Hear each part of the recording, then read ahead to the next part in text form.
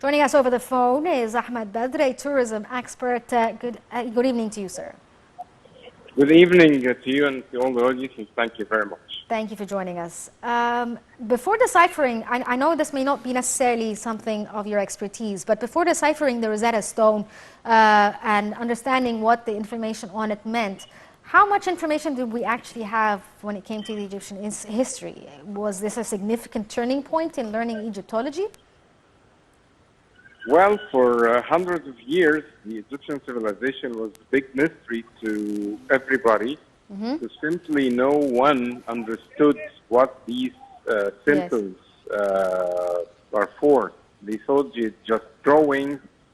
Some thought it's magic. Some thought it's nothing. Because the last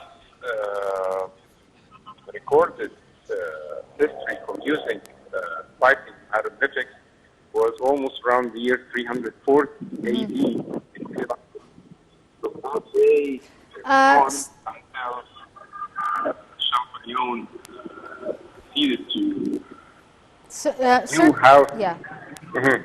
I'm sorry, so, the line was sort of cutting up. Could you repeat the last sentence, please?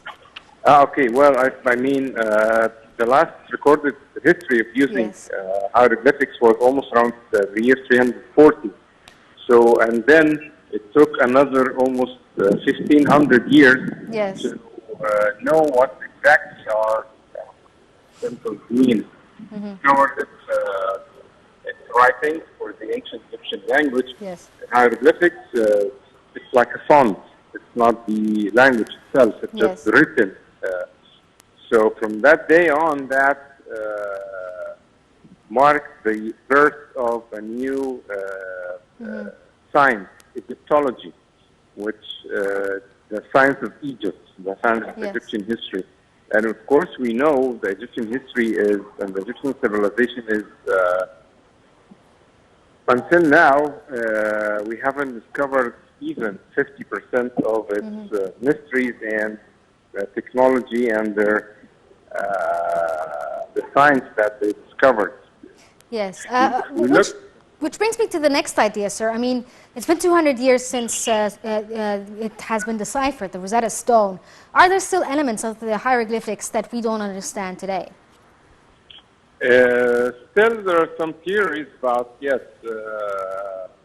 about that some elements are not yet discovered, and maybe we need to think about what was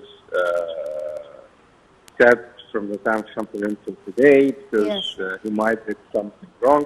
So there are some theories really, and some people are trying to prove these theories. So far, scientifically, nothing yet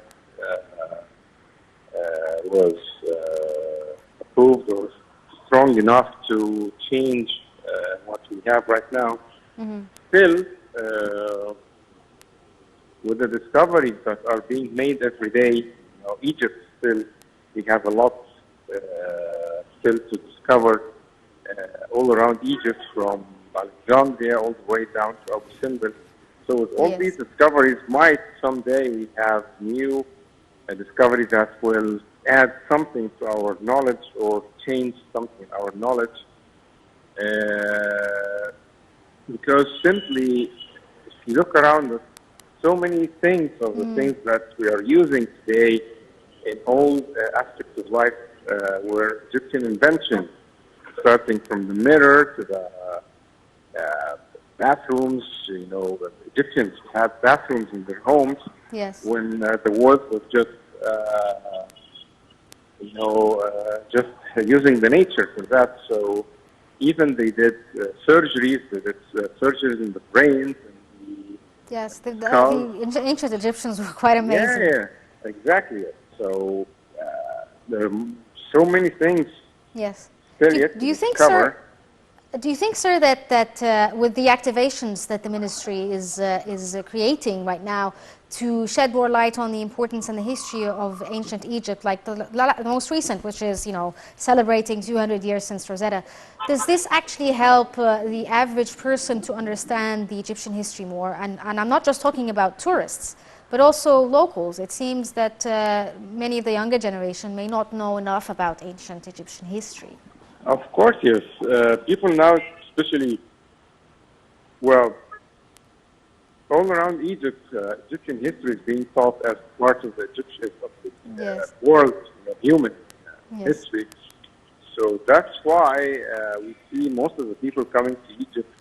They say it's a dream came true. I've been dreaming to come to Egypt since I was a kid because simply they were studying Egyptian history, and the pyramids until today and until the end of time will still be the greatest building ever made by humans, and everybody Yes. wants to see it, how they built it, how big it is, and everybody, almost everybody comes to Egypt for the first time, and also those for the first time, they are amazed, by the size and the height of it, and you start, how did they build it, how, and that's why we see lots of misinformation that we were built by the aliens or the Atlanteans, or just because they don't really believe that Egyptians built it just using their minds and brains and their strong system and strong will for building things like Yes. that. So yes, we have much more to discover. Yes. And the Definitely. good, yes.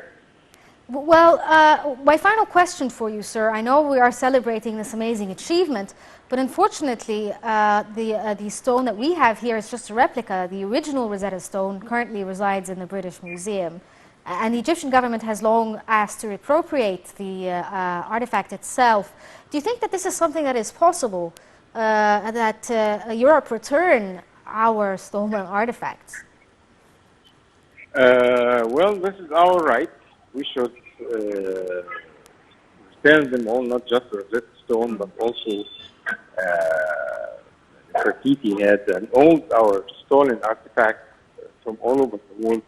If you go to any country in the world, city in the world, you go to its main museum, the main Yes. collection of any museum around the world is the Egyptian section. It's the Egyptian collection. You go to the Louvre, you go to British Museum, you name it. The main and the most attractive part of these museums are the Egyptian collections. And we have many, millions of artifacts that were stolen along time. And yes, I would say the government should not leave that right. It should go after that right. Even if it took years for these artifacts to come back. So it's because this is its land, this is its main and original land, so it should be back. Yes. Yes. Well, hopefully we will be able to retrieve our stolen artifacts in the near future. Mr. Ahmed Badr, a tourism expert, thank you so much for highlighting the importance of the Rosetta Stone. But we're going to take a short break and continue on with the rest of the episode.